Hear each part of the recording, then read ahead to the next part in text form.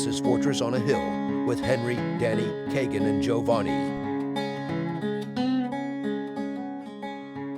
Well, welcome everyone to Fortress on a Hill, a podcast about U.S. foreign policy, anti-imperialism, skepticism, and the American way of war. I'm Henry. Thank you for joining us today. With me is my loving co-host Jovanni. Dude, how are you doing?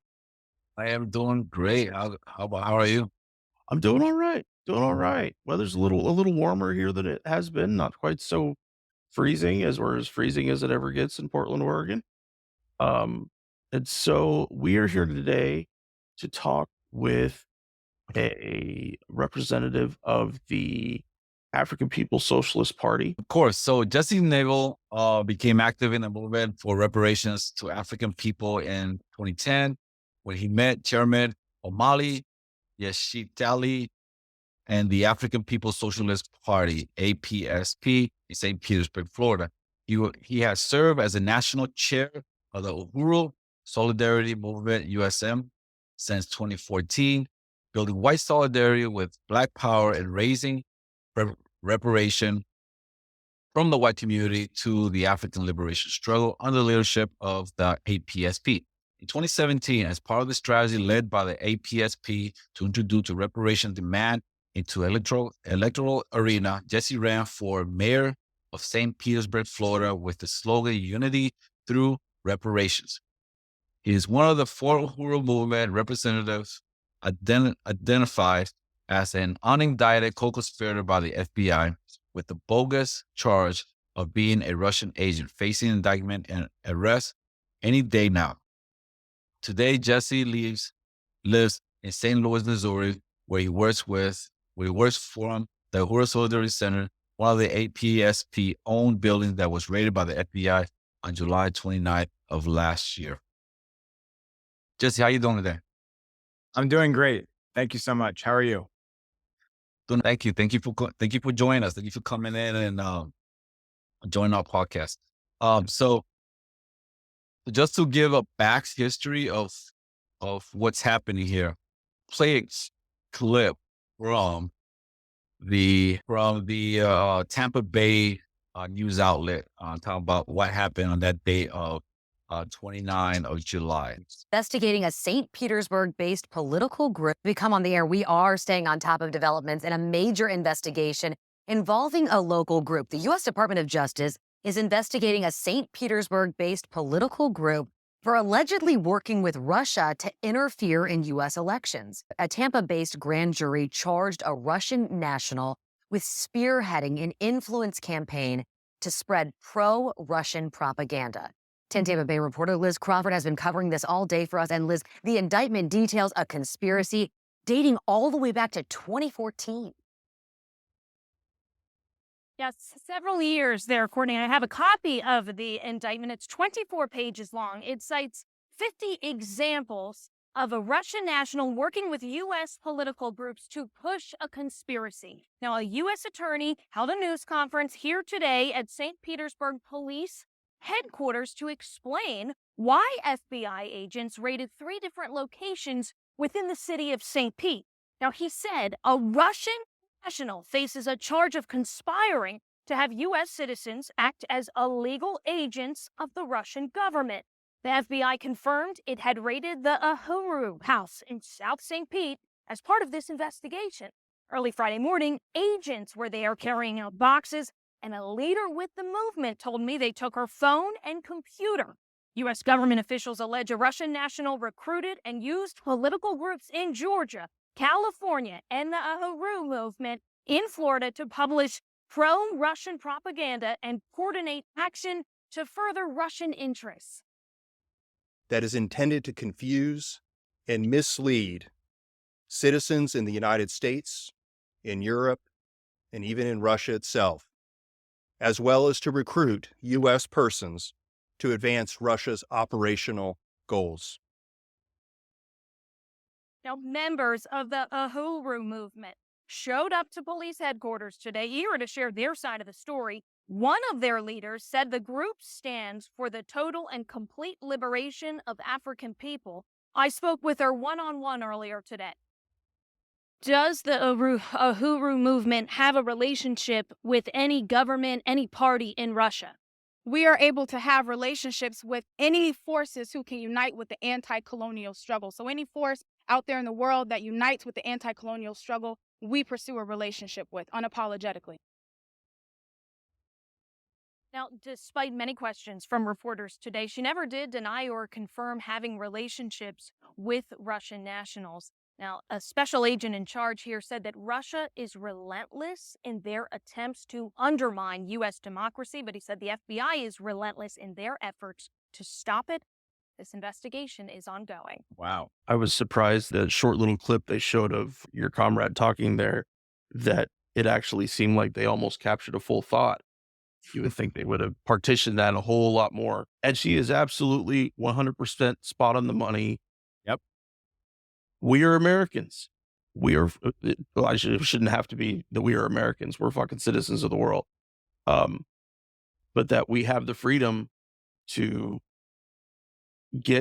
create solidarity between anyone we want to. Russians, non-Russians, it does not make a bit of fucking difference. Freedom of speech, freedom of the press, understanding that American laws should not apply to people outside the United States. That's always been a really shitty one I've hated. And it applies to so many different things. Yeah. So I want to before we get Jesse on to give us some more insight of what happened, right? Just want to put this in context that this whole thing, right, comes from the narrative of Russiagate. 5 years of Russiagate have been pretty much pushed down our throat for the last 5 years under the Trump administration. While Trump was in power, right, by the Democrats, the allegations that have been totally debunked. But they keep pursuing this, right? And if you want more insight of the whole Russiagate, debunking Russiagate, I suggest to go and listen to Aaron Mate. He's done brilliant work on the whole Russiagate hoax. These come in the context of during that time was shortly after the NATO-backed proxy war against Russia around that time, right, which started in February of last year. We're coming up to a year now. It's also coming in context where the Uhuru movement, right, issued a statement, I believe a month earlier, expressing their solidarity and expressing that their political take on the Ukraine-Russian conflict, in which they give a whole historical analysis or historical recount and pretty much puts out correctly that this was a NATO push war, that this is a war that didn't have to happen. Jesse, take the floor. Thank you. Well, first of all, Jovanni and Henry, I just want to thank you both again for having me on today. And I want to say that I was particularly excited and honored to be on this program and to be among people who are veterans who are taking a stand against U.S. imperialist wars, because as people who have been on the inside of the death-wielding military apparatus of U.S. imperialism, that the fact that you have come and used your experience and your position as veterans to speak out and denounce U.S. war is very courageous and very principled, and something that I very much support and salute. And, as Henry and I were talking about a little bit earlier, one of the things that I've come to understand through my involvement in the Uhuru movement under the leadership of the African People's Socialist Party and Chairman Omali Shatella is that while we denounce U.S. wars abroad around the world, we have to denounce the wars that the United States carries out daily against African people inside the United States, against the indigenous people, against Mexican people, against colonized and oppressed peoples within U.S. borders, because those are the fundamental wars of colonial aggression and occupation upon which the entire United States rests. There wouldn't be a United States without the attack on African people and the theft of land and genocide against the indigenous people. And that's segues exactly into what we're talking about tonight with this act of truly militarized, violent aggression that was carried out by the United States government, by the Biden administration, and the FBI on July 29th of last year.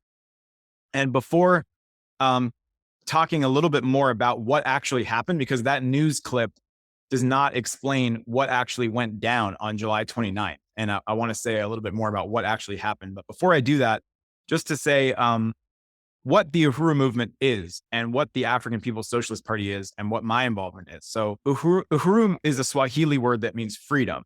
And the Uhuru movement refers to a global movement led by the African People's Socialist Party, which is a revolutionary party of the African working class, identifying African people as one people, whether they are in the United States or in Africa or in the Bahamas or in Europe or the UK or anywhere else around the world. They have been forcibly dispersed by colonialism and slavery. And the African People's Socialist Party was founded in 1972 by its chairman, Omali Yeshitela, who had prior to that had been a part of the civil rights struggle, the Black Liberation Movement. He was a prominent leader of the Student Nonviolent Coordinating Committee in the South in Florida.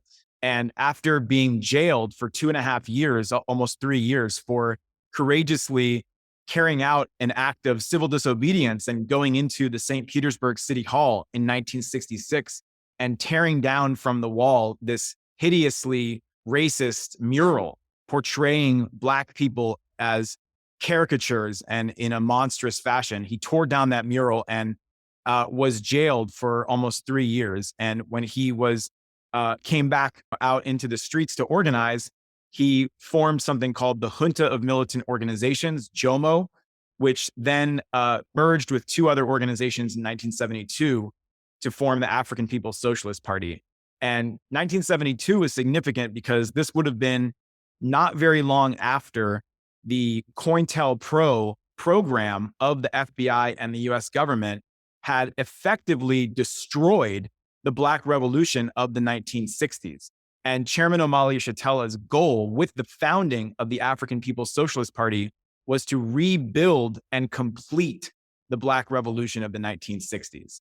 So that is what the chairman has set out to do. That is what he has dedicated his life to for the past 60 years. And in 1976, Chairman Omali Yeshitela and the African People's Socialist Party formed an organization under their leadership called the African People's Solidarity Committee, with the purpose of organizing white people to stand in solidarity with the African Revolution and basically to extend the African liberation struggle into the white population and call upon white people to face the truth about this social system, this country, this government, and our relationship to it. And the fact that this country was built on the enslavement of African people, the assault on Africa, the invasion of Africa by Europeans, transforming African people into commodities for sale, the first commodities of capitalism, inflicting genocide against the native people of this land, slaughtering up to 100 million indigenous people and stealing their land and forcing the survivors into concentration camps that we euphemistically refer to as reservations, and creating what the chairman calls a colonial mode of production in which everything we have access to as white people, everything, all of the resources and wealth and even ideas and knowledge that we have access to have come as a consequence of pillage and rape and lynchings and slavery and war in the US and around the world that we have participated in, that we have been complicit in. And therefore, the way for white people to divorce ourselves from this history and begin a new chapter in history that is not based on oppression and exploitation, but based on solidarity with oppressed peoples, solidarity with African and exploited peoples of the world who are fighting to end their oppression, is to fight for reparations. Unity through reparations to African people. That is the slogan. And that is the work that the Solidarity Committee has done. Penny Hess, who is the chair of the African People's Solidarity Committee, has been a part of this organization since 1976. And I have the honor to chair our mass organization, the Uhuru Solidarity Movement, which now exists in 144 cities throughout the US, where white people are taking a stand for reparations and white solidarity with Black power under the leadership of the African working class, the African People's Socialist Party, and the African Revolution. And just to transition into what happened on July 29th, I am currently living in St. Louis, Missouri. I used to live in St. Petersburg, Florida. The headquarters of the African People's Socialist Party shifted to St. Louis, Missouri over the past few years after the incredible historic uprisings in Ferguson after the August 9th, 2014 murder of Mike Brown, of 18-year-old Mike Brown. People saw that around the world. He was shot and killed, left to bleed for 4.5 hours on the scalding hot pavement in a blazing hot day in August. And the community, the people rose up, and they rose up in a serious and righteous resistance and rebellion. And Chairman Omali Yeshitela and the Uhuru movement came into St. Louis to organize amongst the African community and to take it beyond protest, to take it towards a struggle for power in the hands of the African community, political and economic power over their own neighborhoods and communities and resources. And the Uhuru movement has built a program called the Black Power Blueprint in North St. Louis that has actually acquired properties, abandoned properties and buildings, and renovated them into community institutions of economic self-reliance. They built an Uhuru House Community Center. They built a farmer's market. They built an outdoor venue, a community garden, a basketball court. They're building a bakery and cafe. And these are all programs owned and controlled by the African working class. And what this is doing is negating the colonial, parasitic capitalist economy that feeds on the stolen wealth and resources of African people. It's negating that economy and replacing it with a contending economy, which is one that is in the interests of the African working class. And that is why on July 29th, 2022, summer of last year, the US government carried out what can only be described as the most serious and vicious and definitive assault on the Black liberation movement inside this country since the 1960s. And this was something that took place at 5 a.m. It was a coordinated pre-dawn multi-state raid that started at 5 a.m. here in St. Louis, 5 a.m. Central Time, and it was coordinated to start at the exact same time in Eastern Time, 6 a.m. in St. Petersburg, Florida. The FBI raided a total of 7 homes and offices belonging to the Uhuru movement leaders and members. In North St. Louis, in the impoverished Black community of North St. Louis, where Chairman Omali Yeshitela and Deputy Chair of the African People's Socialist Party, Onezene Yeshitela, who is the chairman's wife, they live in their home in North St. Louis. They were awake. They were sitting at their kitchen table. They were getting ready to go to the Uhuru House to preside over a training of 15 African women from the community who the Uhuru movement trained to become doulas, certified birth attendants, birth workers. This is part of a program the Uhuru movement is building also in North St. Louis. They're building a women's health center to address the, frankly, genocidal conditions of infant and maternal mortality faced by African women in this country. So they were preparing to go to the Uhuru House to conduct this training. And at 5 a.m., all of a sudden, there's a loudspeaker blaring a voice outside saying, "This is the FBI. Come out with your hands up and nothing in your hands. This is the FBI. We have a warrant for this residence." All of a sudden, they're banging down the door with a battering ram. Chairman Omali Yeshitela comes down the steps of his home. The door is already banged down. He comes out with his hands up. The FBI is there in full force. Not just the FBI, but also the St. Louis police are there. Dozens of armed federal agents are there. They have assault rifles pointed at the chairman with the laser red sights from their guns aimed at his chest, which was something they did to clearly signal to him that they held the power of life and death over him, that with any, quote, wrong move, they could assassinate him just like they did to Fred Hampton in Chicago in 1969, just like they did to Bobby Hutton in Oakland, California, and others.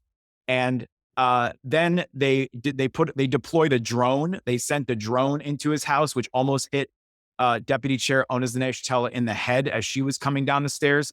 They smashed through the windows from the back and the front. They set off multiple flashbang grenades throughout their home. They went in and proceeded to raid their home for hours and hours, looting their home of cell phones and iPads and computers and notepads and books and calendars and anything. They looted their home of all of this property. And meanwhile, the same time that they were doing that at Chairman Omali Yeshitela's house, they were doing the same thing at the Uhuru Solidarity Center, which is the building I'm sitting in right now as I speak to you. This building was under siege on July 29th. This is a building in the south side of St. Louis. It's owned by the African People's Socialist Party. It is a building that was put here in the white community as an organizing space to win white people to support the African liberation struggle. And it has a huge banner out front that says unity through reparations. And it has enjoyed incredible support from the people who live in this community and in the surrounding neighborhoods and beyond. They came, myself and the vice chair of the Uhuru Solidarity Movement, we live in the apartment upstairs. So same thing happened here, 5 a.m. in the morning. They banged down the doors, flashbang grenades, drones, assault rifles. They handcuffed us. I forgot to mention, they handcuffed Chairman Omali Yeshitela. They zip tied his hands behind his back. They handcuffed his wife, Deputy Chair Onizane Yeshitela. They told them to sit on the curb to humiliate them, which they refused to do. And then told them that they were not under arrest and eventually took the handcuffs off. They did the same thing here. They did the same thing to Penny Hess from the chair of the African People's Solidarity Committee, and Kitty Riley at their home in South St. Louis. They raided their home. They held them at gunpoint for hours. And then in St. Petersburg, Florida, the young woman that you saw in that recording is a leader of the African People's Socialist Party. Her name is Jovanni and I. She heads up the communications and media department of the Uhuru movement. And she's a brilliant leader and organizer and revolutionary. They went to her home. They attacked her. They raided her car. They took her phone, her computer. And then they also raided the chairman's home in St. Petersburg. He used to live in St. Petersburg. He has a home there. He wasn't there, but they raided that home. And they raided the Uhuru House Community Center in South St. Pete, where they had at least 40 armed agents that went in and broke down 10 doors total in that building. Every single door inside the building, they smashed down and took just tons of documents, financial documents, hard drives, archives going back to the 70s, everything they could get their hands on, they just looted from those properties. And as was said in that recording, that news clip that we watched, the absolutely ludicrous and downright offensive so-called justification that the US government gave for this assault that they waged against the African People's Socialist Party is that, according to them, the African People's Socialist Party, the struggle of African people for liberation, for an end to the type of violence we just saw in Memphis with the brutal beating to death of Tyree Nichols that happens every single day in this country, that is actually a Russian conspiracy being orchestrated by an agent of the Russian government. And before even going into the specifics of how absurd that is, and most people, I've talked to very few people who have responded to that with anything other than laughter at how ludicrous and frankly unoriginal it is. I mean, it's the oldest cliche in the FBI playbook to try to discredit Black liberation freedom fighters by saying that they're working for the Russians. I mean, they tried the same thing with Martin Luther King. They did the same thing to Paul Robeson and William Patterson and W.E.B. Du Bois and many, many others who were accused of working for the Russians. And Chairman Omali Yeshitela is 81 years old. He is an incredible leader that is beloved around the world for fighting for freedom for African and oppressed peoples everywhere. That means that for the majority of his life, over 60 years, he has fought for African liberation. The idea that he needed somebody in Russia to tell him that that needed to happen, the idea, in my view, we should be insulted that the US government would expect us to believe something so bogus and even racist, that African people are incompetent or incapable or unintelligent to be able to know that they are oppressed and should fight for their liberation, and that they require some outside force from Russia or anywhere else to intervene and tell them that they need to do that. So it's absolutely absurd. Anyone who really wants to understand why the African People's Socialist Party has come under attack, all you need to do is look at COINTELPRO. All you need to do is look at the FBI's history of targeting African people who have stood up and fought for their liberation back to the inception of the FBI, which was created in the early 1900s and which cut its teeth attacking and infiltrating and destroying the movement led by Marcus Garvey. So this is a very serious attack. And the Uhuru movement has launched a counteroffensive campaign called Hands Off Uhuru, Hands Off Africa, that is winning massive support. And I'll just close this little segment by saying that if the FBI's goal was to intimidate people away from the Uhuru movement, scare people away from the Uhuru movement, then they must be kicking themselves right now, because the result has actually been a tremendous outpour of support and people who want to defend the right of African people to organize for their liberation. Yeah, I wanted to add there, what you just mentioned there, what you described there, reminiscent to what happened to the Black Party, what happened to the MOVE organization, and I think it was in Philadelphia, right? Right, 1985. Yeah, what happened recently to in Puerto Rico, for example, that's where I'm originally from. Yes. To Felipe Ojeda. Felipe Ojeda, he was the leader of the popular Boricua army, call it aka Machetero. He was raided also in the early morning in his home, but he was actually gunned down by the FBI during that time. And that happened right shortly after 9/11. So I wanted to read the statement that Uhuru put out right after the special operation, right after the Russian incursion in Ukraine. On March 17, 2022, the African Socialist Party conducted a press conference featuring Chairman Omali Yeshiteli, who put forward the official position of the African Revolution regarding the side we must take in Russia's defensive war in Ukraine against global colonial powers. The February 2014 CIA-inspired or initiated and led coup in Ukraine was a crucial event contributing to Russia's defensive war against Russia being fought in Ukraine. However, the event most significant to this war was the invasion of Russia following the 1917 revolution that resulted in the establishment of the socialist state, stemming from an international movement to destroy global parasitic capitalist system. It was this invasion of Russia by all the colonial powers of the world. There were about 34 countries that took part in this war and in this invasion of Russia, right, including the U.S. and Japan, that the African People's Socialist Party recognizes as the critical event that should contribute to an African position of the current war being fought in Ukraine.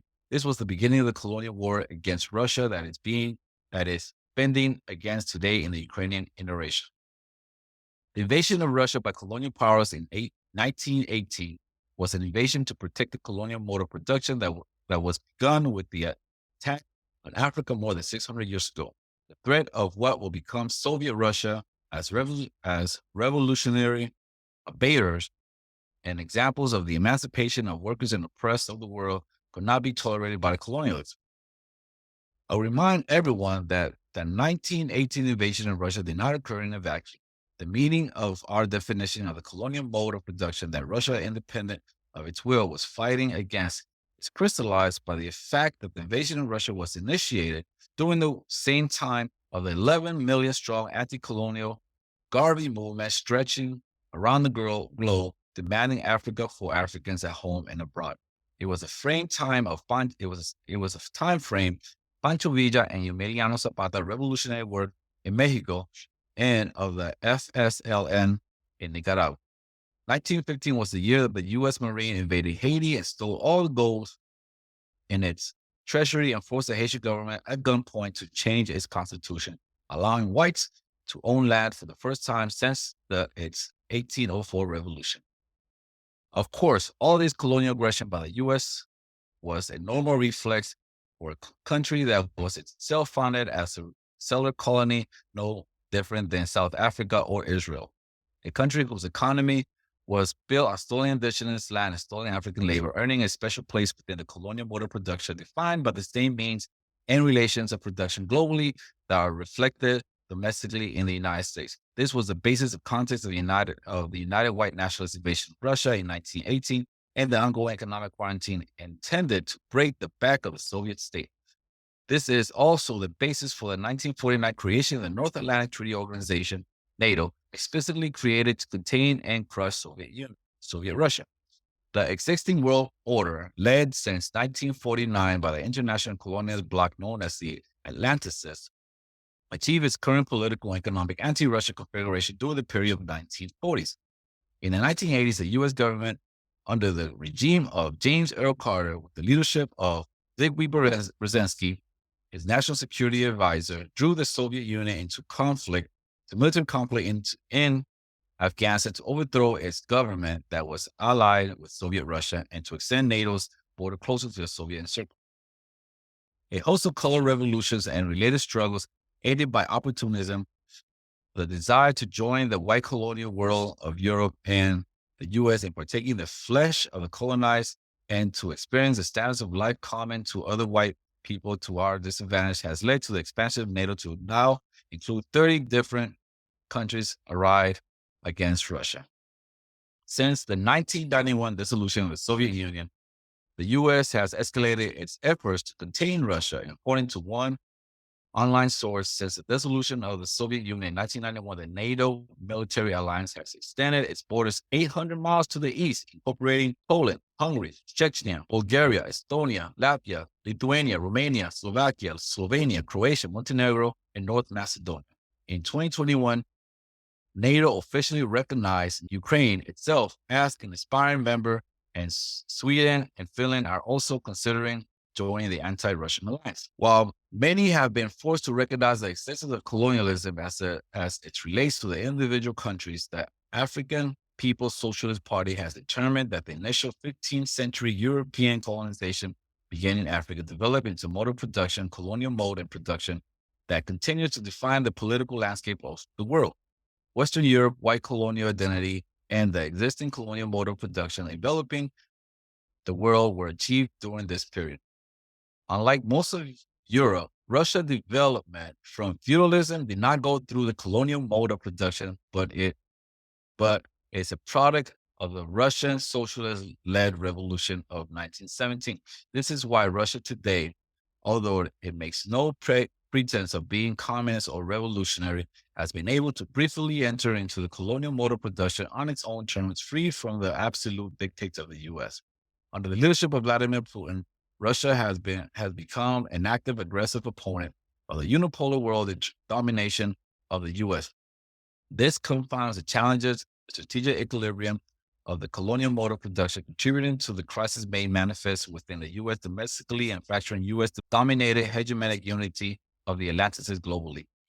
The 2014 CIA engineered coup to put a puppet in power in Ukraine and Russia's western border, along with the imposition of a puppet government, a fascist-filled military, and the murder of an estimated 13,000 ethnic Russian Ukrainians in the 8 years since the coup, was the beginning of a comprehensive intensification of the 100-year-long war against Russia that has resulted in the existential defensive war being fought by Russia against the global colonial ruling class and its minions.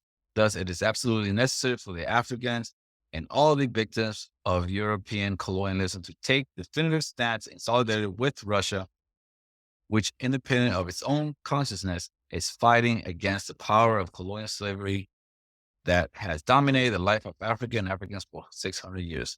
Vanguard up. Okay. So that was back in March. Shortly after that, 4 months later, that's when the Uhuru suffered its the FBI raid. So one of the things that one thing that's interesting is that that after the when the Russian intervention in Ukraine happened, right? A lot of the progressive social movement just either went on silence or just took up the official narrative. That Russia went bad, and Ukraine was a worthy victim all of a sudden, right?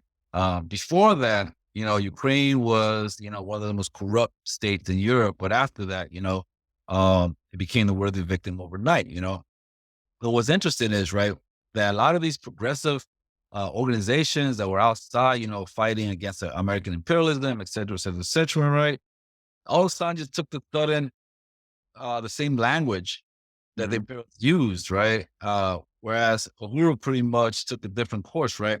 And Uhuru hasn't been the only one. It's been a handful, right? But Uhuru was pretty much the first one that actually has experienced a direct intervention, from the state. Other outlets, were canceled, were thrown out of Twitter, where, their YouTube account was closed down, was expunged, was kicked out. They were called Russian propagandists or whatever in their Twitters or and stuff like that, right?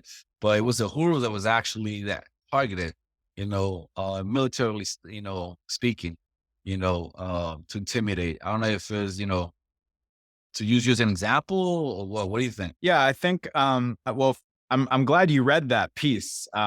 That was very powerful to hear that again. It's been a little while since I've read that. That analysis from Chairman Omali Yeshitela was incredibly important in explaining what was going on in Russia, in giving a revolutionary analysis of it at a time when, as you indicated, there was pretty much nobody else on the so-called left or anti-war movement or anywhere else that was really putting it in the context of the colonial mode of production and of a system built on slavery and genocide and white power, and in the context of the struggle that the United States has been waging against Russia for over 100 years. So I think that was really important to review that. And in terms of the attack on July 29th, I mean, I think in one way, the Russia issue is relevant in the sense that the United States is losing power all over the world. That is something that there is growing recognition of, that reality, that the United States' position as the head imperialist hegemon is declining because oppressed and colonized peoples around the world are fighting back, are resisting, are struggling. Whether it's in Africa, inside the United States with African people, indigenous people, Mexican people, whether it's in Africa or in, Palestine, occupied Palestine, or Latin America or Asia or anywhere else.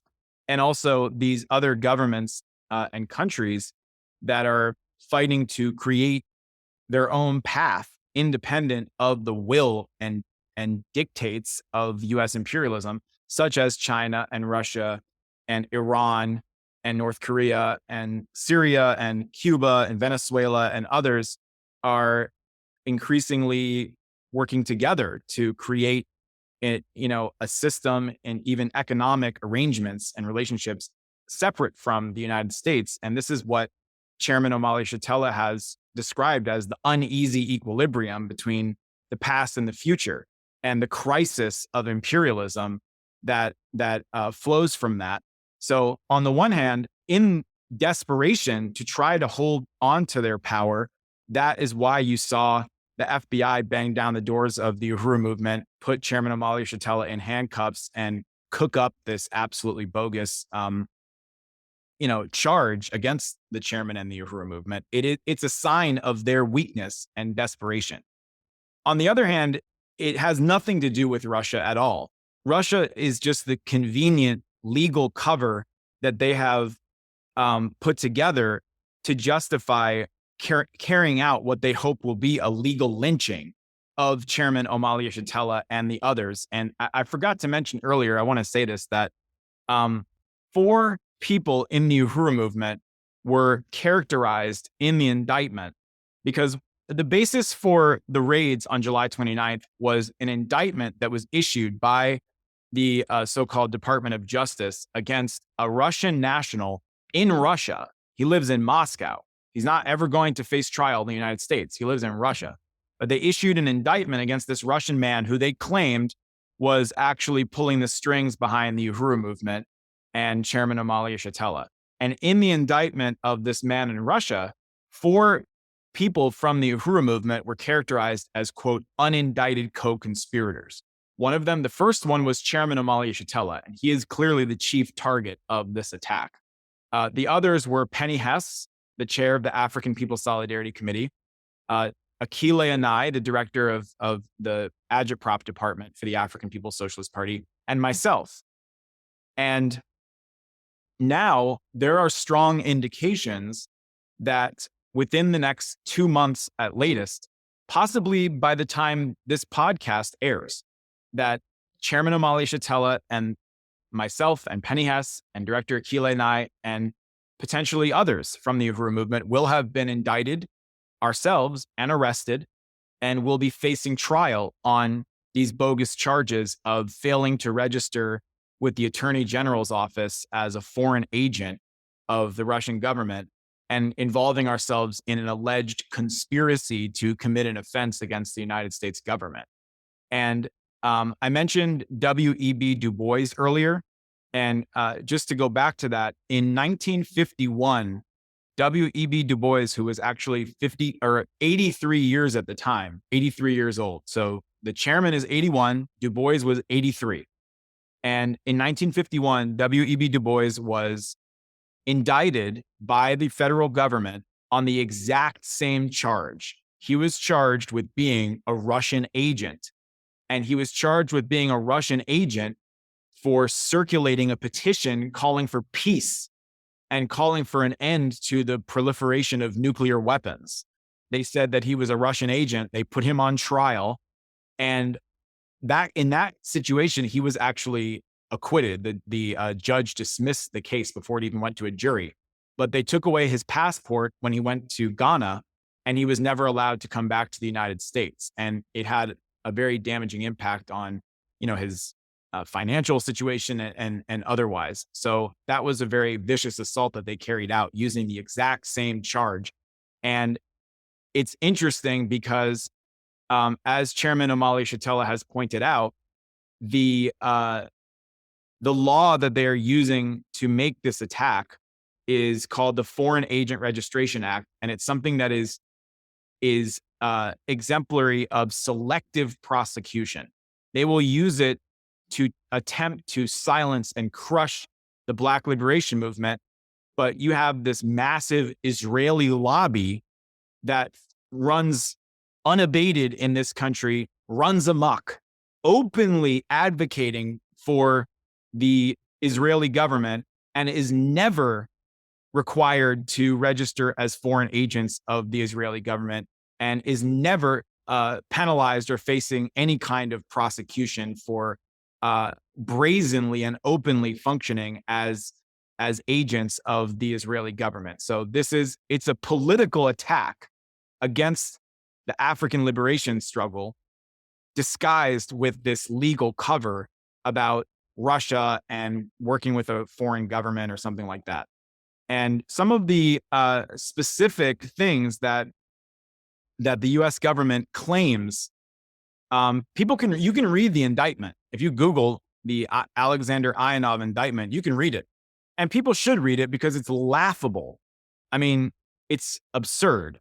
Some of the things that they claim the Uhuru movement was doing at the behest of the Russians, one of the things they claim was a Russian plot was the elections that the Uhuru movement participated in St. Petersburg, Florida in 2017. The the Uhuru movement ran 2 candidates for office, Akile and myself. We both ran for office for city council, and I ran for mayor of St. Petersburg, Florida, on a platform of reparations to the African community and self-determination for African people. And they claimed that those elections were actually influenced and funded by Russia, and that the issue of reparations, introducing the issue of reparations into the electoral arena, was something that the Uhuru movement was courted to do by the Russian government. But the Uhuru movement and Chairman Omali Yeshitela has been raising the demand for reparations going back to the early 1980s and even before that. In 1982, the African People's Socialist Party held the first World Tribunal on reparations to Black people in the United States in Brooklyn, New York. And at that tribunal, which had a panel of experts and judges from around the country and the world, they found the United States guilty of the crime of genocide against African people. And that is another thing that they claim was something orchestrated by the Russians. In 2016, the Uhuru movement took a petition to the United Nations called Africans Charged Genocide, pointing out, exposing that if you look at the United Nations legal definition of the crime of genocide, the Convention and on the punishment and prevention of the crime of genocide, the definition fits perfectly the brutal experience of African people in the United States. That it perfectly applies to the conditions faced by African people. The police violence, the mass incarceration, the foster care system that separates children from their families, the imposition of drugs, the creation of an illegal drug economy that's used to justify the criminalization of African people and mass incarceration of African people. All of this is consistent with the United Nations definition of genocide, going back to the beginning of the United States up to today, ongoing to this day. And it didn't take a Russian for African people to come to that conclusion, because in the early 1950s, there was a similar petition brought before the United Nations by Paul Robeson and other African leaders at that time who were also accused of doing that at the behest of the Russians. So it's a means by which the United States government and the Biden administration and the colonial system as a whole are attempting to discredit and delegitimize the criticisms that African and oppressed people would make of this social system and of the conditions that they are forced to suffer living under this social system. That if African people criticize the US government for the murder of Mike Brown, or for the murder of Breonna Taylor, or Sandra Bland, or Tamir Rice, or Tyree Nichols, or talk about the genocide faced by the indigenous people and the fact that they live in concentration camps where the average life expectancy is 42 years old, or the fact that there are mass graves of Mexican people who are slaughtered coming across a false colonial illegitimate border on their own land, that if you complain about any of those things, that if you criticize and expose any of those things, it is illegitimate because the Russians told you to do it.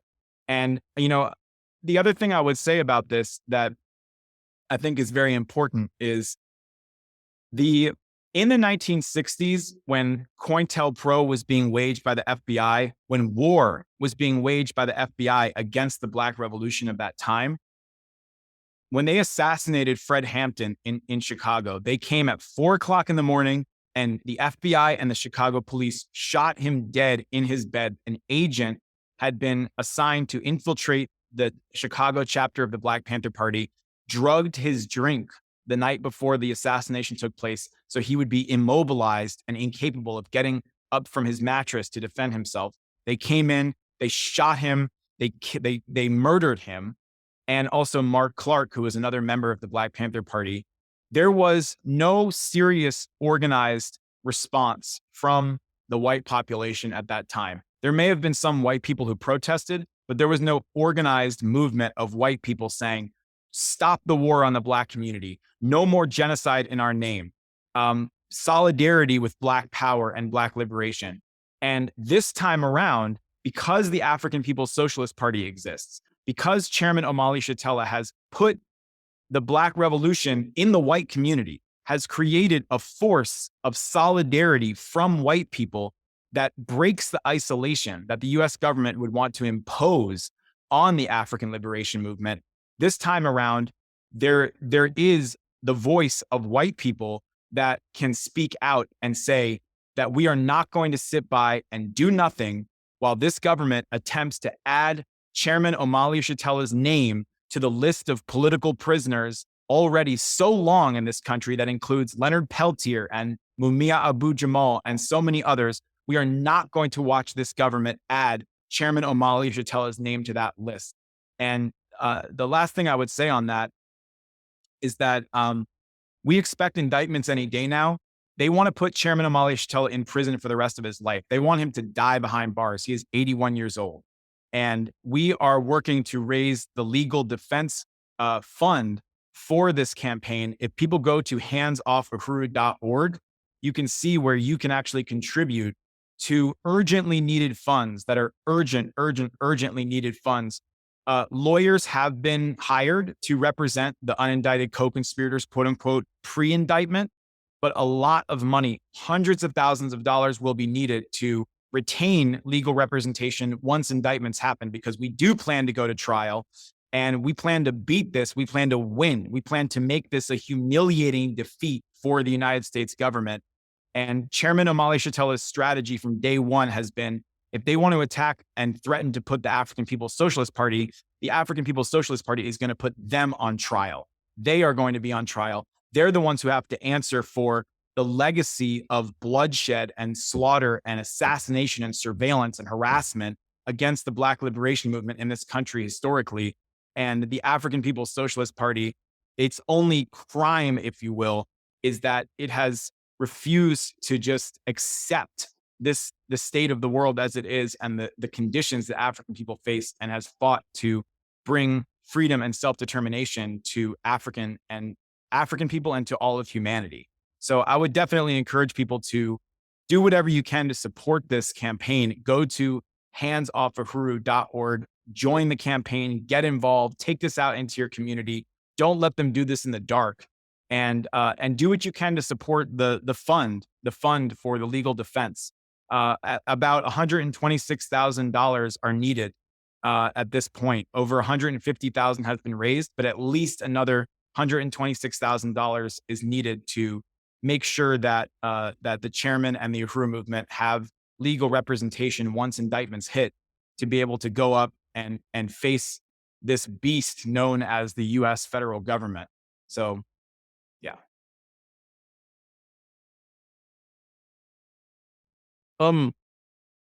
Before we go on, I wanted to read a real short synopsis about COINTELPRO. Mhm.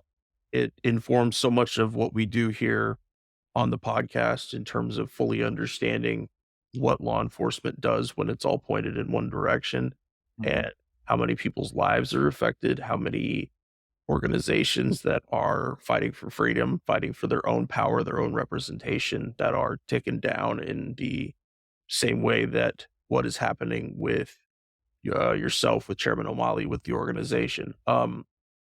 So it's about COINTELPRO.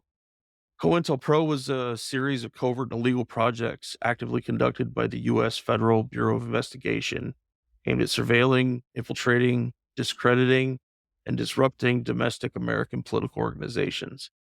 FBI records show COINTELPRO resources targeted groups and individuals the FBI deemed subversive, including feminist organizations, the Communist Party USA, anti-Vietnam War organizers, activists of the civil rights of Black Power movements, ergo Martin Luther King Jr., the Nation of Islam, and the Black Panther Party, environmentalists and animal rights organizations, the American Indian Movement, the Chicano and Mexican American groups like the Brown Berets and the United Farm Workers, independence movements, including Puerto Rican independence movements such as the Young Lords and the Puerto Rican Socialist Party, a variety of organizations that were a part of the broader New Left, and white supremacist groups such as the Ku Klux Klan and the far-right group National States Rights Party.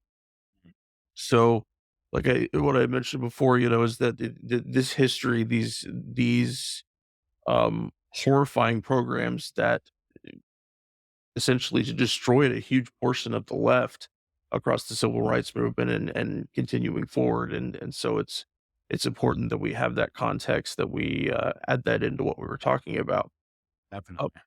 I wanted to make one real quick comment about the nature of the raids and how they were organized, just from a little bit of a law enforcement perspective. That the amount of overt violence, flashbangs, beating down doors, uh, pointing guns, lasers pointed at people's chests, that this really, to me, would demonstrate that these are supposed to be very dangerous people, people that are armed with lots of weapons, people who are going to try to incite violence in much bigger ways. I heard the chairman when he was on, he had that interview with Lee Camp, uh, a very great discussion. I'll make sure I'll put that down in the show notes. Uh, he mentioned to Lee that, if, of course, they could have just come and knocked on the door. Right. And the same for all the other locations, all the many places that this happened, that they could have done that very easily. And like I'm saying, just objectively, they had no reason to. There wasn't any danger that they were trying to protect against. So they must have had a different reason for using all of that violence. And it was to send a message. It was to Right. send the message. That is the point. So much of our carceral system and everything that affects it goes through something with punishment by process, which is the bail system. That that sometimes you're not able to punish somebody overtly through normal things, through indictments. Like, for example, if the Department of Justice today threw out all the indictments and everything against yourself and your organization, that they still sent a very, very powerful message. That was the whole point. That is the reason for the violence. That is the reason that they are so, because it terrifies them. I don't think so much that you guys exist, in that, more that you're right and you're going against the token line, the Biden administration narrative of, talking about the war in Russia, creating solidarity in that way. There's no secret. This is not a war, Russia versus Ukraine. This is actually a NATO war against Russia. And it's been something that's been on the works for a long time. And they just didn't start in February 2020, February 28, 2021 or 2022. The plans, one of them is being actually the dismemberment of Russia. I was part of the actual NATO coalition that attacked Yugoslavia in 95. And I was part of that dismemberment of Yugoslavia. Yugoslavia does not exist anymore. It was broken into 6 small states. And now these small states are being played against each other, which at one point they were one country at one time. This has been a project for a while against Russia. Russia is a big country. Russia is a country has lots of nuclear weapons. Russia is a country that, that has the potential to destroy the United States, so that makes it a threat. So going back to what Henry was discussing, and you, Jesse, when you guys mentioned this raid and the flashness of the raid, the exaggeration of the raid. It just knocked, right? It was very exaggerated, right? Was this a message? You saw that also we're coming up to the assassination of Malcolm X.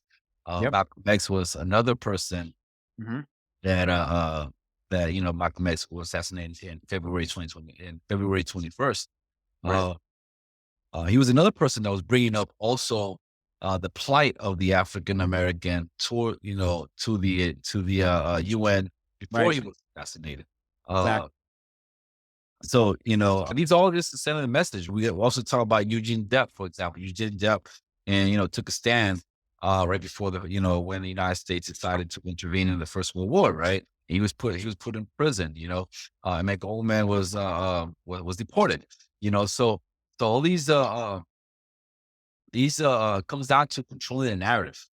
Controlling the narrative, right? And just like I mentioned earlier at the beginning of the show, right? The most of the American progressive movements, in the United States, right, fell in line when the operation started against Russia, right? They fell in line. They picked up on the official narrative, and they ran with it. And not only they fell in line, they picked up the official narrative and ran with it, right? They policed other people within their own ranks, within their own left movements and whatnot, left organizations, right? Who did not toe the line, who did not fail in line, right? I can think of an example of DSA, for example. DSA, the Democrat Socialists of America, for example, right? They put out a statement right after the intervention in Ukraine. And in that statement, right, it was kind of it was lukewarm. It was a lukewarm statement, right? But in their statement, they put blame on NATO for instigating this conflict. Right. Yeah, I remember that. Right? Remember that? And a whole storm happened within the DSA, right? Some prominent members of DSA who are in Congress right now, like what's his name, Bowman, I think his last name is, right? They denounced this statement, and there's this whole ruckus going on within the DSA because if they actually, right, I know a person who knows a person who wrote that statement, and that person pretty much got put out of his position, got pushed away because of that statement. To the DSA, so they fell in line. They fell in line. Uhuru didn't fall in line, right? So you have to be made an example of, for others to follow. That's what I think. Yeah. And the Uhuru movement has always taken these positions of uniting with peoples around the world who are involved in a struggle with US imperialism. And even the war in Afghanistan. In the very beginning, when the U.S. invaded Afghanistan, there was a sector of the white left and the so-called peace movement, the anti-war movement, a large, perhaps the dominant sector of that movement that was okay with the invasion of Afghanistan, but against the invasion of Iraq. And that was a talking point you would hear back then. Well, why are we invading Iraq? We should just be going into Afghanistan, And the Uhuru movement was opposed to the U.S. invasion of Afghanistan and Iraq from the very beginning, immediately from the beginning, and formed an anti-war coalition in Florida called the Florida Alliance for Peace and Justice that raised up the stance of solidarity with the people of Afghanistan and Iraq and called for a genuine anti-war movement, not only to call for peace, but to actually call for victory to the people of Afghanistan and the people of Iraq and oppressed and colonized peoples around the world who are involved in a struggle to defend their nations and their sovereignty from U.S. imperialist aggression. So, yeah, I appreciate what you're saying. I think that is a very important point. And I'll leave it at that. Yeah, let me a little bit into what your you missed your information. What's her name? Akile and I, Akile, last name Anai. Okay, let me since the other article just said something briefly, which say have her pretty much come out a little bit longer of what she said in her press conference right after the raids. Okay. In this press conference, neither were questions from the media, but we're here because we want to explain what this is about, what the FBI, what the police have stated as the basis for, this so-called investigation. We want to clarify several things. One, that what happened this morning when my car and my personal property was seized from my possession, one, they attacked Chairman Omali Yeshitela and Deputy Chair Onizane Yeshitela in St. Louis, Missouri, where our current headquarters is for the African People's Socialist Party, the Uhuru movement, when they broke into their homes and they handcuffed our leadership when they went into the Uhuru house here in St. Petersburg, Florida, without issuing a search warrant when they broke down the doors. So we want to say that they are characterizing this as some kind of investigation into our affiliation with, Russian foreign governments and things like that. But one, I think that this exposes the crisis that U.S. imperialism is in. Because the U.S. and other world colonial powers have been collaborating against Russia for early into the early 1900s. And this is a consequence right now in 2022 that we see the same attack against Russia. And right now, this war with Ukraine, this defensive war in Ukraine that Russia is actually waging against world colonial powers, not Ukraine as a single entity, but the U.S. and all colonial powers who have an interest in colonially dominating African people right here in this country and around the world and extracting resources from the majority of peoples on the planet. That system, this current system, is in severe crisis, and they cannot rule in the same old way. So that's what we understand, one, about the U.S. government. And the ruling class itself states that imperialism is on the decline. U.S. power is not cyclical, but it is permanent. So that's number one. Number two, the African People's Socialist Party is an organization that has been here for 50 years. It is an international organization that not organizes just here in St. Petersburg, Florida, but right there in St. Louis, Missouri, in Oakland, California, in Philadelphia, Pennsylvania, and all throughout the U.S., in Africa, in Europe. And the history of the African People's Socialist Party is to unite with any forces that unite with the anti-colonial struggle.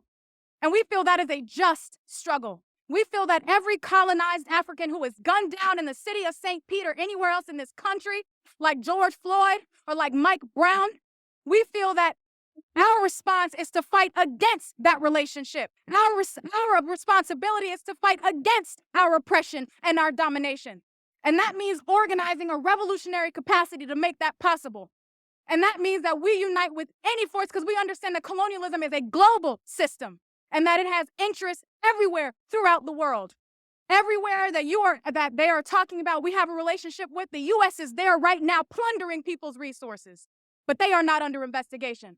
Just a few weeks ago, the Uhuru House was attacked in broad daylight, where an arsonist came to the Uhuru House and burned down and attempted to burn our red, black, and green flag that waves at our offices down. There was no FBI investigation into that person who tried to burn down our flag. There was no response from the FBI and the St. Pete Police Department to respond to this attack that came against our Uhuru House. And we also understand that that's not a coincidence, that the only revolutionary organization that's done something here on the ground practically for African people is the one that's come under attack. The institution that offers a community radio station, a newspaper, a commercial kitchen, an Aquaba Hall rental space, and community office for our organizers was the building that has come under attack. And in St. Louis, where we have incredible economic projects that have transformed the conditions of our community, not the U.S. government, no politician ever did that for our community, but it was us, the Uhuru movement, that made that possible. And today, this process is disrupting a meeting that we're supposed to have around initiating a project, African Women Doula Project, that can make it possible for African women to deliver babies safely in our community. This process is interrupting that as I speak. And what this is a propaganda campaign against Russia. In that press conference where I had my ear pressed to the door, they're talking about interference in local elections and social media. No, I'll tell you, it's Mark Zuckerberg that interferes with the ability for people to communicate with one another and express their genuine interests. That's who was at the security conference for the U.S. government. It's Mark Zuckerberg who's responsible for that. And the U.S. is attempting to explain its own contradictions with Russia because it cannot rule in the same old way. It does not have the unity of its entire population. That's what Trump represented. And they say it was Russia intervention in the election. They say it's an undemocratic process. What does the U.S. know about genuine democracy when it takes the ability for African people to feed, clothe, and house ourselves on a daily basis? You want to talk about destabilization? Talk to Nicaragua, talk to Venezuela, talk to Cuba, talk to Russia, and ask about undemocratic processes. That's what we're engaged in right now. And they are attempting to, this organization, they are attempting to isolate the Black Power movement. That's what they are attempting to do. And we can have relationships with whoever we want. Whoever we see fit possible to make this revolution possible, we will have a relationship with them. You're not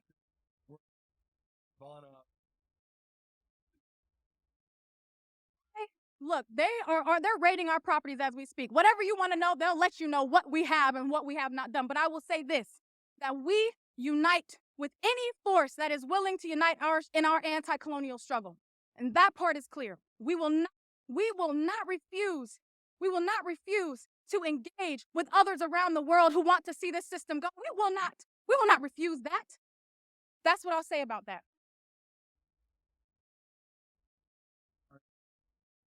The U.S. is working. The U.S. is working with every colonial government in the world, and nobody is saying a damn thing about what the U.S. is doing in Africa.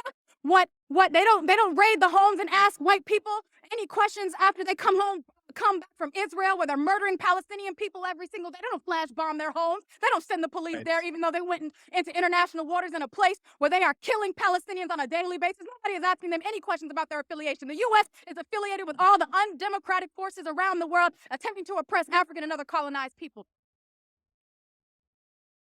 Why would we register as a foreign agent? We recognize that this is an illegitimate settler colony, that the only foreigners here are Europeans who came here and stole this indigenous land at gunpoint. That's who needs to register as a foreign alien or whatever. It's the U.S. government. What does it state? Because they didn't give us any of that paperwork. You want to know my name? Because I can tell you.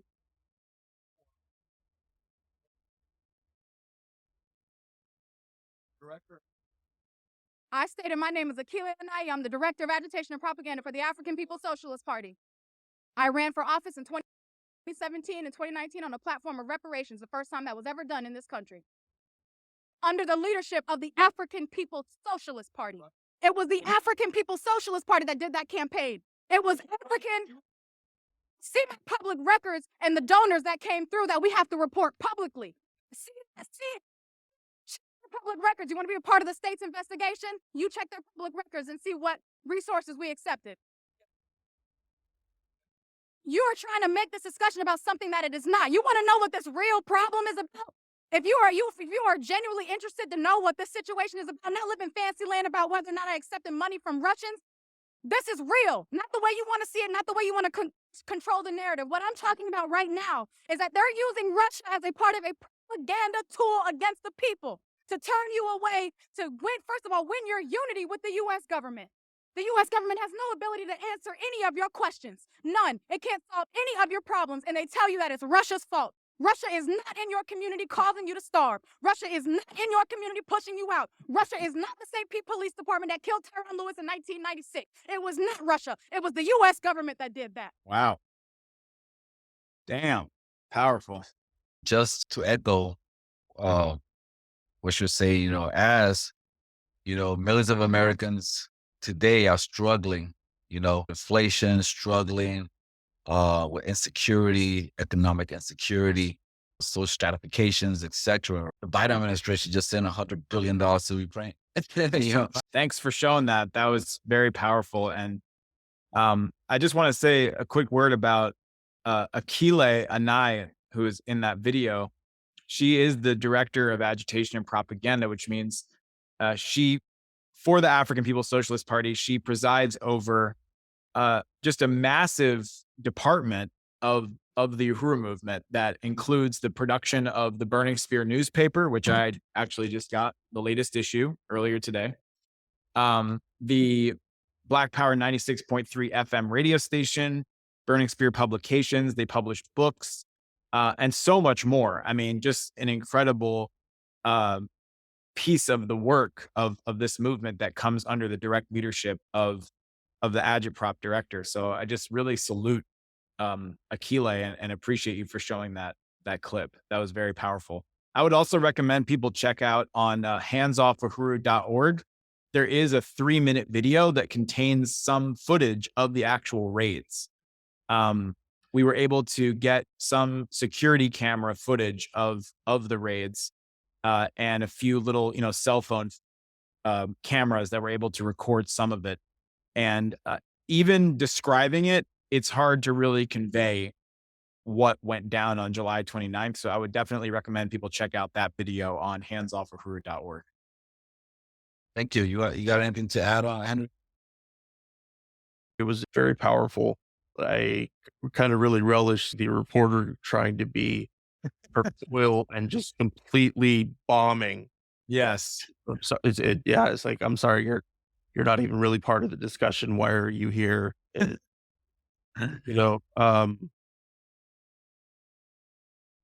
it's that kind of passion that is needed for to deal with these kind of problems, to really go at them and to and to look at it with a decolonized mindset that we talk about on the podcast a lot, is trying to change, to adapt our mindset to understand things in ways that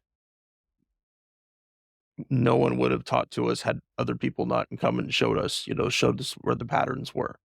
Uh, you know, when before we started, when you and I were talking about the death of Mike Brown, and that was such a fundamental shift for me, and I'm really grateful for it. But ever since about that the expanse of how colonialism affects our world is just massive, and we need movements like yours to do exactly what you're doing. I salute everything you guys are doing. You have every inch of solidarity that we can muster. I think we're at a good point to wrap it up for today.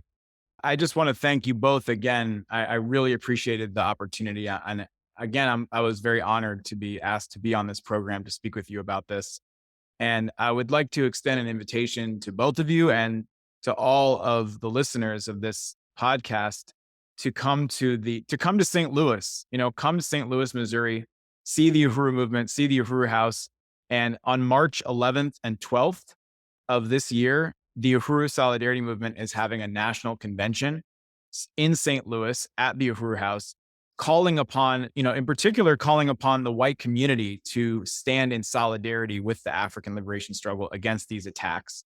The theme of the conference is White People Say No to FBI War on Black Liberation, Hands Off Uhuru. And you can go to uhurusolidarity.org, USM Convention 2023.eventbrite.com for the registration. And Chairman Omali Shatella will be speaking at that event. Director Akile Anai, who you just saw in that video, will be speaking at that event. Chairwoman Penny Hess will be speaking at that event. These are the so-called unindicted co-conspirators that will be featuring at this event. So I definitely invite anybody out there to come check this out, and also to go to handsoffuhuru.org, donate to the Legal Defense Fund, join the campaign, get involved, and take action. So thank you so much. It was a great honor to be here with you both today.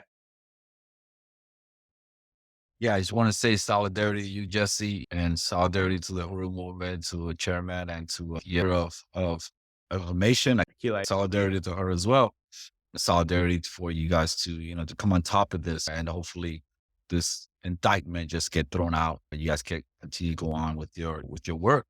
Going back to Malcolm X, that he knew that in order for the plight of Black Americans and oppressed people, not only Black Americans, but also other oppressed people within the United States, right? In order for the plight, which include indigenous, Latinos, or whites, and so forth, right? In order for the plight to change, it wasn't enough to petition our government. It wasn't enough. He understood that you needed outside pressure as well, and that's why he was intending to bring it into the UN, the plight of Black people in the United States, and all oppressed people in the United States, because it takes pressure from outside, not just inside, but outside as well, to make some type of change within this, within the belly of the beast, within empire. Because alone, just making phone calls and petitioning, and signing petitions and doing demos, that's not going to do it on its own. It takes pressure from the outside as well. Also, I wanted to also note, for those, brothers who consider themselves of the left, or of, liberals, etc., or flying the Ukraine flag out there, the solidarity, what we call Slavo Ukraine, etc., right? I need you to, I hope for them to understand that the Ukraine itself is its own contradiction. Ukraine is not an entity on its own. There is contradiction within Ukraine. There is identity crisis within Ukraine. Western Ukrainians do not see Eastern Ukraine as the same, and when you're actually flying the Ukrainian flag, what you're actually supporting are Western Ukrainians, who were pretty much imposing themselves on the Eastern Ukrainians in the Donbass and Crimea and Odessa, were Ukrainians, but of Russian ethnicity. Right. What's one of the things that a lot of Americans tend to not to understand. of this whole conflict going on there. It's not just black and white. There's more complexity to it. You know. All right, folks. Thank you for joining us today on Fortress on a Hill. We hope you'll come back again next time. Take care. Money is tight these days for everyone. Penny pinching to make it through the month often doesn't give people the funds to contribute to a creator they support. So we consider it the highest honor that folks help us fund the podcast in any dollar amount they're able. Patreons is the main place to do that, and for supporters who can donate $10 a month or more, they will be listed right here as an honorary producer, like these fine folks: Fahim Shirazi, James O'Barr, James Higgins, Eric Phillips, Paul Appel, Julie Dupree, Thomas Benson, Janet Hansen, Daniel Fleming, Michael Karen, Ren Jacob, Howard Reynolds, Rick Coffey, Scott Spalding, Spooky Tooth, and the Status Quo podcast. However, if Patreon isn't your style, you can contribute directly through PayPal at paypal.me/Fortress on a Hill. Or please check out our store on Spreadshirt for some great Fortress merch. We're on Twitter and Facebook.com/Fortress on a Hill. You can find our full collection of episodes at www.fortressonahill.com. Skepticism is one's best armor. Never forget it. We'll see you next time. Come on, you good people, and listen to my song. I hope you'll pay attention. I will not be